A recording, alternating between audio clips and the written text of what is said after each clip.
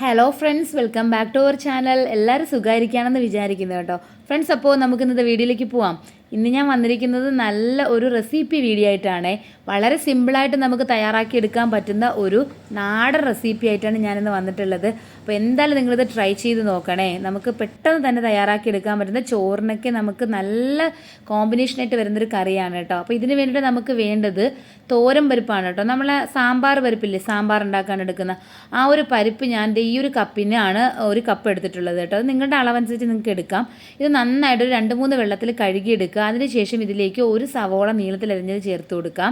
ഇനി ഒരു തക്കാളി, നല്ല പഴുത്ത തക്കാളിയാണ് ഞാനിപ്പോൾ ചേർത്ത് കൊടുക്കുന്നത്.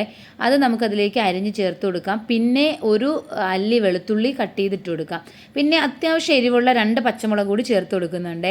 ഇനി ഇതിലേക്ക് നമുക്ക് ആവശ്യത്തിന് ഉപ്പ് ചേർത്ത് കൊടുക്കണം.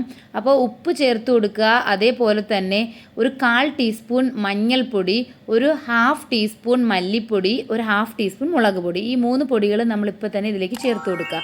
അതിനുശേഷം ഇതെല്ലാം കൂടെ ഒന്ന് യോജിപ്പിച്ച് കൊടുക്കണം കേട്ടോ. ഒരല്പം വെള്ളം ഒഴിച്ചിട്ടൊന്ന് മിക്സ് ചെയ്ത് കൊടുക്കുക. അപ്പോൾ ഇത് നമ്മളിപ്പോൾ കുക്കറിൽ തന്നെയാണ് ഇതെല്ലാം ഡയറക്റ്റ് ചേർത്ത് കൊടുത്തത്. അപ്പോൾ നമ്മളിത് കുക്കറിലാണ് കുക്ക് ചെയ്തെടുക്കാൻ പോകുന്നത് കേട്ടോ. കാര്യം എന്ന് വെച്ചാൽ പരിപ്പല്ലേ. അപ്പോൾ ഒരു 2 വിസിൽ വരുന്നതിന് വേണ്ടിയിട്ട് നമുക്കൊന്ന് വെയിറ്റ് ചെയ്യാം. ആ ഒരു ടൈം കൊണ്ട് നമുക്ക് ഇതേ ഇവിടെ കുറച്ച് ചീര എടുത്തിട്ടുണ്ട് കേട്ടോ. ഇത് ചുവന്ന ചീരയാണേ. നിങ്ങൾക്ക് പച്ച ചീര വേണമെങ്കിൽ എടുക്കാം.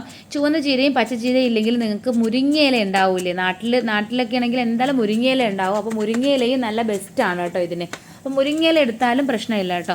അപ്പോൾ ഞാനിപ്പോൾ ഇവിടെ ചീര എടുത്തിട്ടുണ്ട്. എന്നിട്ട് ചീര നന്നായിട്ട് നമ്മൾ തോരത്തിനൊക്കെ കട്ട് ചെയ്യുന്ന പോലെ കട്ട് ചെയ്തെടുക്കുക. അപ്പോൾ ഇപ്പം എന്തേ നമുക്ക് നമ്മുടെ കുക്കറിൽ ഇതേ 2 വിസിൽ വന്നപ്പോഴേക്കും നമ്മുടെ പരിപ്പ് നല്ല പരുവത്തിനായിട്ടുണ്ട്. നമുക്ക് ഇതാണ് നമ്മുടെ കറക്റ്റ് ആയിട്ടുള്ള പരുവം. ഇനി നമ്മൾ ഇതിലേക്ക് മറ്റൊരു കൂട്ടുകൂടി ചേർത്ത് കൊടുക്കുന്നുണ്ട് കേട്ടോ. ഒരല്പം തേങ്ങ ചിരകിയത്, അതിൻ്റെ കൂടെ ഒരു 1/4 ടീസ്പൂണോളം നല്ല ജീരകം ചേർത്ത് ഒരല്പം വെള്ളവും കൂടി ഒഴിച്ചിട്ട് നമുക്ക് ഇതൊന്ന് അരച്ചെടുക്കാം കേട്ടോ. അപ്പോൾ ഇത് നല്ലൊരു എക്സ്ട്രാ ടേസ്റ്റാണ് നമുക്ക് തരുന്നത് ഈ കറിക്ക് കേട്ടോ. നിങ്ങൾക്കിപ്പോൾ തേങ്ങ വേണ്ടെങ്കിൽ നിങ്ങൾക്ക് ഇത് സ്കിപ്പ് ചെയ്യാം കേട്ടോ. ഈ ഒരു സ്റ്റെപ്പ് സ്കിപ്പ് ചെയ്യുക. അതായത് തേങ്ങ ചേർത്തില്ലെങ്കിലും കുഴപ്പമില്ല കേട്ടോ. തേങ്ങ ചേർക്കുമ്പോൾ നല്ലൊരു നാടൻ ടച്ച് കിട്ടും. നമുക്ക് ചോറൊക്കെ കഴിക്കാൻ വേണ്ടിയിട്ട് നല്ല ടേസ്റ്റ് ആയിരിക്കുമേ. അപ്പോൾ ഇതൊന്ന് ഒന്ന് ബോയിലാവുന്ന സമയം കൊണ്ട് നമുക്ക് മറ്റൊരു മൺചട്ടി എടുക്കാം. ആ ഒരു മൺചട്ടി നമുക്കൊരു സ്റ്റൗവിലേക്ക് വെച്ച് കൊടുത്തതിന് ശേഷം അതിലേക്ക് ഒന്ന് ചൂടായി വരില്ലേ, ആ ഒരു ടൈം കൊണ്ട് ഒരല്പം വെളിച്ചെണ്ണ ഒഴിച്ച് കൊടുക്കുക. വെളിച്ചെണ്ണ ചൂടായി വരുമ്പോഴേക്ക് അതിലേക്ക് കടുക് ഇട്ട് കൊടുക്കുക കേട്ടോ. പക്ഷേ വെളിച്ചെണ്ണ ചൂടാവുന്നതിന് മുമ്പ് തന്നെ ഞാൻ കടുക് ഇട്ടുകൊണ്ട് കടുക് പൊട്ടിയില്ല. പക്ഷേ കടുക് പൊട്ടിയതിന് ശേഷം കുറച്ച് ചുവന്ന മുളക് ഇട്ട് കൊടുക്കാം. പിന്നെ ഒരല്പം ചെറിയ ഉള്ളി നമ്മൾ ചെറുതായിട്ട് ചോപ്പ് ചെയ്ത് ചേർത്ത് കൊടുക്കുക. ഇനി ഇതിലേക്ക് കുറച്ച് കറി ലീവ്സും കൂടി ചേർത്തതിന് ശേഷം നന്നായിട്ട് ഇതൊന്ന് ഫ്രൈ ചെയ്തെടുക്കുക കേട്ടോ. നമ്മൾ താളിച്ചെടുക്കില്ലേ, അതാണ്. ഇനി ഇതിലേക്ക് നമ്മൾ കട്ട് ചെയ്ത് വെച്ചിട്ടുള്ള നമ്മുടെ ചീര ചേർത്ത് കൊടുക്കാം കേട്ടോ. ഈ ചീരയും കൂടി ചേർത്തതിന് ശേഷം ഇതെല്ലാം കൂടി നന്നായിട്ടൊന്ന് യോജിപ്പിച്ച് കൊടുക്കുക. നമ്മൾ തോരനൊക്കെ ഉണ്ടാക്കുമ്പോൾ ഇതേപോലെയല്ലേ ചെയ്യാറുള്ളത്. അപ്പോൾ അതേപോലെ തന്നെ ചെയ്ത് കൊടുക്കുക കേട്ടോ.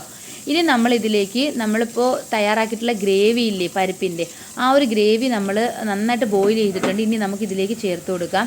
ചേർത്ത് കൊടുത്തതിന് ശേഷം ഇതിലേക്ക് വെള്ളം കൂടി കുറച്ച് ചേർത്ത് കൊടുക്കണം കേട്ടോ. കാര്യം നമ്മളിപ്പോൾ ഇതിൽ പരിപ്പ് ചേർത്തതുകൊണ്ട് തന്നെ പരിപ്പ് കുറച്ചുകൂടി ഒന്ന് തണുക്കുമ്പോഴേക്കും കുറച്ച് തിക്കായി വരും കേട്ടോ. അപ്പോൾ അതനുസരിച്ച് നല്ല ലൂസായിട്ടുള്ളൊരു കൺസിസ്റ്റൻസിയിൽ നമ്മൾ കുറച്ചുകൂടി വെള്ളം ഒഴിച്ച് കൊടുക്കണം. പിന്നെ രണ്ടാമത് നമ്മൾ മൺചട്ടിയിലും കൂടി ഉണ്ടാക്കുന്നതുകൊണ്ട് ഏതൊരു കറി നമ്മൾ മൺചട്ടിയിൽ ഉണ്ടാക്കിയാലും കുറച്ച് കഴിയുമ്പോഴേക്കും കുറച്ച് തിക്കാവാറുണ്ടല്ലേ. അപ്പോൾ അതനുസരിച്ച് നിങ്ങൾ വെള്ളം ചേർത്ത് കൊടുക്കുക. അതിനുശേഷം ഇതൊന്ന് ബോയിലാവാൻ വേണ്ടിയിട്ട് വെയിറ്റ് ചെയ്യണം കേട്ടോ. അപ്പോൾ ഇപ്പം നമ്മുടെ ഈ ഒരു കറിയിലേക്ക് എല്ലാം നമ്മൾ ചേർത്ത് കൊടുത്തിട്ടുണ്ട്. ഇനി എക്സ്ട്രാ നമ്മൾ ഇതിലേക്ക് ഒന്നും ചേർക്കുകയോ താളിക്കുകയോ ഒന്നും വേണ്ട. കാരണം ഓൾറെഡി നമ്മൾ താളിച്ചിട്ടാണ് ഈ കറി ഉണ്ടാക്കിയത്. വളരെ സിമ്പിളായിട്ട് ഉണ്ടാക്കാൻ പറ്റുന്ന ഒരു നാടൻ റെസിപ്പിയാണ് കേട്ടോ. തീർച്ചയായിട്ടും നിങ്ങൾ ട്രൈ ചെയ്യണം. പ്രത്യേകിച്ച് നമ്മളെ വർക്കിംഗ് ലേഡീസ്, അതേപോലെ തന്നെ കുട്ടികളൊക്കെ സ്കൂളിൽ പോകുന്നെങ്കിൽ അമ്മമാർ, ഹസ്ബൻഡിനൊക്കെ ഓഫീസിൽ ഫുഡൊക്കെ കൊടുത്തു വിടുന്നെങ്കിൽ രാവിലെ നമുക്ക് വളരെ സിമ്പിളായിട്ട് ഉണ്ടാക്കിയെടുക്കാൻ പറ്റുന്ന ഒരു കറിയാണ്. വേണമെങ്കിൽ നമുക്ക് തലേന്ന് വേണമെങ്കിൽ ഇത് ഉണ്ടാക്കി വെക്കാൻ പറ്റും കേട്ടോ. അപ്പോൾ എന്തായാലും ഈ റെസിപ്പി നിങ്ങൾ ട്രൈ ചെയ്ത് നോക്കണേ. നിങ്ങൾക്ക് ഈ ഒരു വീഡിയോ ഇഷ്ടമായെങ്കിൽ ഒന്ന് ലൈക്ക് ചെയ്യുകയും ഫ്രണ്ട്സിനൊക്കെ ഒന്ന് ഷെയർ ചെയ്ത് കൊടുക്കണം കേട്ടോ. മറ്റൊരു നല്ല റെസിപ്പി ആയിട്ടോ അല്ലെങ്കിൽ മറ്റൊരു നല്ല വീഡിയോ ആയിട്ട് നമുക്ക് വീണ്ടും കാണാം. അതുവരെ എല്ലാവർക്കും thanks for watching. Bye bye.